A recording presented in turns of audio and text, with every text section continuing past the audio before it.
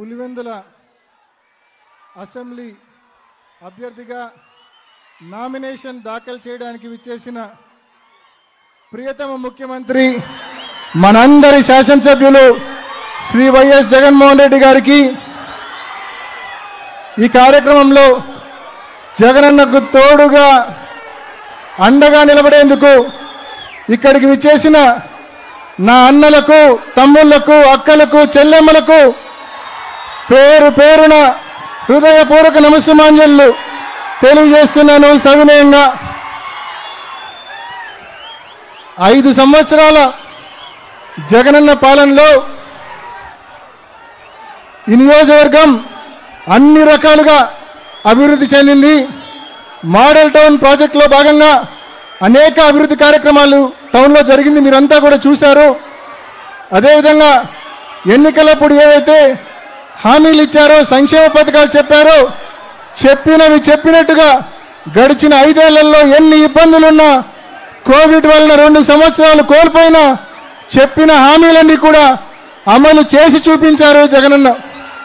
మరి ఇవాళ సంక్షేమ పథకాలు ఒకవైపు, అభివృద్ధి కార్యక్రమాలు ఒకవైపు, ముఖ్యంగా సాగునీటి రంగం గురించి ఒక్కసారి ఆలోచించండి. ఇవాళ జగనన్న ఈ 2019 నుంచి 24 వరకు ఈ 5 సంవత్సరాల్లో 4 సార్లు సిబిఆర్ను ఫుల్ కెపాసిటీ 10 టీఎంసీలు పెట్టడం జరిగింది. అదేవిధంగా పైడిపాలెం 6 టీఎంసీలు 4 సార్లు నింపడం జరిగింది. మరి అలా నింపాం కాబట్టి ఈ 5 ఏళ్ల పాటు రైతులకు ఏ ఇబ్బంది లేకుండా మనం సాగునీరు అందించాం. మీరు ఒక్కసారి ఆలోచించండి. 16 నెలల క్రితం చంద్రబాబు నాయుడు గారు ప్రాజెక్టుల సందర్శన పేరుతో, సాగునీటి ప్రాజెక్టుల సందర్శన పేరుతో మరి మన రాయలసీమ ప్రాంతానికి, అందులో భాగంగా పులివెందులకు కూడా రావడం జరిగింది. ఆయన పులివెందులకు వచ్చిపోయినాక ఈ 16 నెలల్లో వర్షమే లేదు, వర్షమే కనిపించలేదు. ఈ 16 నెలల్లో వర్షం పూర్తిగా దూరమైన పరిస్థితి చంద్రబాబు నాయుడు గారు సాగునీటి ప్రాజెక్టుల సందర్శన తర్వాత. మరి ఇవాళ అటువంటి పరిస్థితుల్లో మనం ఈ 16 నెలల కరువు కాలంలో కూడా ఎక్కడ ఇబ్బంది పడకుండా మనం లింగాల బ్రాంచ్ కెనాల్ కింద చెరువులు కావచ్చు, పీబీసీ కింద చెరువులు కావచ్చు, జీకేఎల్ఐ కింద చెరువులకు కావచ్చు, సమృద్ధిగా అరటి రైతులకు, చీనీ రైతులకు మనం నీళ్ళు ఇచ్చామంటే జగనన్న ముందు చూపుతో సిబిఆర్లో 10 టీఎంసీలు పెట్టడం, పైడిపాలెంలో 6 టీఎంసీలు పెట్టడం వలనే అది సాధ్యమైందనే విషయాన్ని ప్రతి రైతు సోదరునికి కూడా తెలియజేస్తా ఉన్నా. ముఖ్యంగా పంటల బీమా గురించి ఒకసారి ఆలోచించండి. 2014 నుంచి 19 వరకు మన జిల్లా రైతాంగానికి 750 కోట్ల రూపాయలు మరి వ్యవసాయ బీమా వస్తే, పంటల బీమా వస్తే, జగనన్న ప్రభుత్వంలో 2019 నుంచి 24 వరకు 1100 కోట్ల రూపాయలు పంటల బీమా రైతులకు అందింది. అదేవిధంగా ఇన్పుట్ సబ్సిడీ 2014 నుంచి 19 వరకు చంద్రబాబు హయాంలో కేవలం 40 కోట్ల రూపాయలు మాత్రమే ఇన్పుట్ సబ్సిడీ రైతులకు అందింది. జగనన్న హయాంలో దాదాపు 2019 నుంచి ఈ 24 వరకు దాదాపు 278 కోట్ల రూపాయల ఇన్పుట్ సబ్సిడీ రైతుల ఖాతాల్లో, ఈ జిల్లాలో రైతుల ఖాతాల్లో జమ కావడం జరిగిందనే విషయాన్ని మీ అందరికీ మనవి చేస్తా ఉన్నాం. 2023 ఖరీఫ్లో వర్షాభావ పరిస్థితుల వలన మనం ఏదైతే నష్టపోయామో ఆ 2023 ఖరీఫ్కు సంబంధించిన పంటల బీమా వచ్చే జూన్ మాసంలో రైతుల ఖాతాల్లో తప్పకుండా జమ అవుతుందనే విషయాన్ని కూడా మీ అందరికీ కూడా మనవి చేస్తా ఉన్నా. మరి ఒకవైపు మొగమేరు మీరు చూస్తే గతంలో ఎలా ఉండేది, ఇప్పుడు ఎలా ఉండేదో ఒక్కసారి చూడండి.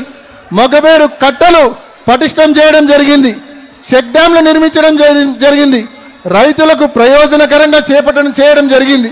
అదేవిధంగా మొగమేరుతో పాటు మరోవైపు చక్రాయపేట మండలం చూడండి, గాలేరు నగరి, హంద్రి నివాస్, సుజల స్రవంతి అనుసంధానంలో భాగంగా ఇప్పటికే అక్కడ కాలేటి వాగు డ్యాంను 0.1 నుంచి 1.2 టీఎంసీల స్టోరేజ్ డ్యామ్గా దాన్ని పూర్తి చేయడం జరిగింది. ఇవాళ వర్షం నీళ్ళు వస్తే మనం అక్కడ పంప్ హౌస్ల నిర్మాణం పూర్తి చేస్తే మరి చక్రాయపేట మండలంలో దాదాపు 40 చెరువులకు నీళ్ళు ఇచ్చే అవకాశం ఉందనే విషయాన్ని మీ అందరికీ మనవి చేస్తా ఉన్నా.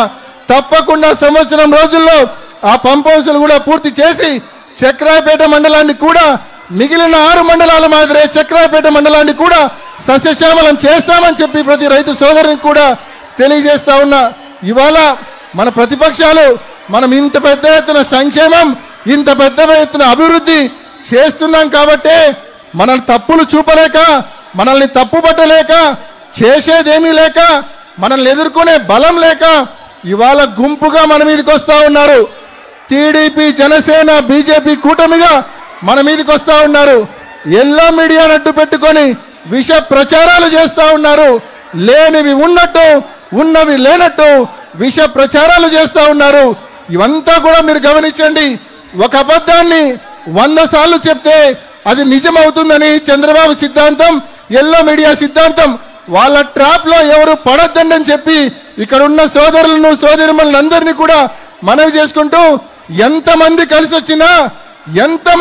వచ్చినా చంద్రబాబుతో పాటు ఎంతమంది ప్యాకేజ్ స్టార్ కావచ్చు, అదేవిధంగా బీజేపీ కావచ్చు, అదేవిధంగా పరోక్షంగా కాంగ్రెస్ పార్టీ కావచ్చు, అదేవిధంగా ఎల్లో మీడియా కావచ్చు, ఎంతమంది కలిసి వచ్చినా, ఎన్నడు తప్పుడు హామీలు మీరు ఇచ్చినా కూడా జగన్మోహన్ రెడ్డి గారిని టచ్ చేయలేరు అని చెప్పి మీ అందరికీ తెలియజేస్తా ఉన్నా. చంద్రబాబు నాయుడు గారు అండ్ కోకు మరి తప్పకుండా మీరెంతమంది వచ్చినా కూడా మీకు చాలా మంది స్టార్ క్యాంపెయినర్లు ఉన్నారు. కానీ జగన్మోహన్ రెడ్డి గారు ఒక్కడు. కానీ జగన్మోహన్ రెడ్డి గారికి అండగా రాష్ట్రంలో లక్షల మంది యువకులు, అక్కచెల్లెమ్మలు, అవ్వతాతలు, రైతులు జగన్మోహన్ రెడ్డి గారికి స్టార్ క్యాంపెయినర్లుగా ఉన్నారు. జగన్మోహన్ రెడ్డి గారికి అండగా నిలబడేందుకు మేమంతా సిద్ధమంటా ఉన్నారు రాష్ట్ర ప్రజానీకం అంతా కూడా. కాబట్టి తప్పకుండా ఎంతమంది కలిసి వచ్చినా సరే జగన్మోహన్ రెడ్డి గారి విజయాన్ని, వైఎస్ఆర్ కాంగ్రెస్ పార్టీ విజయాన్ని ఏ ఒక్కరు కూడా ఆపలేరు రాష్ట్రంలో అని చెప్పి మీ అందరికీ తెలియజేస్తూ, 2019లో మీరు ఎలా ఆదరించారో, ఎలా ఆశీర్వదించారో, మరి 2024లో ఈ ఎన్నికల్లో కూడా మే 13న జరిగే ఎన్నికల్లో మీ ఆదరణ, మీ ఆశీస్సులు సంపూర్ణంగా ఎమ్మెల్యే అభ్యర్థిగా పోటీ చేస్తున్న మనందరి అన్న జగనన్న పైన, అదేవిధంగా ఎంపీ అభ్యర్థిగా పోటీ చేస్తున్న నా పైన మీ అందరి ఆదరణ, ఆశీస్సులు మెండుగా ఉంచాలని, ఘన విజయం 2019కి మించిన ఘన విజయం అందించాలని, మళ్ళీ ప్రజాసేవను, ఈ అభివృద్ధి యజ్ఞాన్ని, ఈ సంక్షేమ రాజ్యాన్ని ముందుకు కొనసాగించే విధంగా మీ అందరి ఆశీస్సులు ఉండాలని పేరు పేరున ప్రతి అన్న తమ్ముణ్ణి, ప్రతి అక్క చెల్లెమ్మను పేరు పేరున మనవి చేసుకుంటూ ముగిస్తున్నా. జై జగనన్న, జై జగనన్న, జై జగనన్న, జోహార్ వైఎస్ఆర్, జోహార్ వైఎస్ఆర్, జోహార్ వైఎస్ఆర్.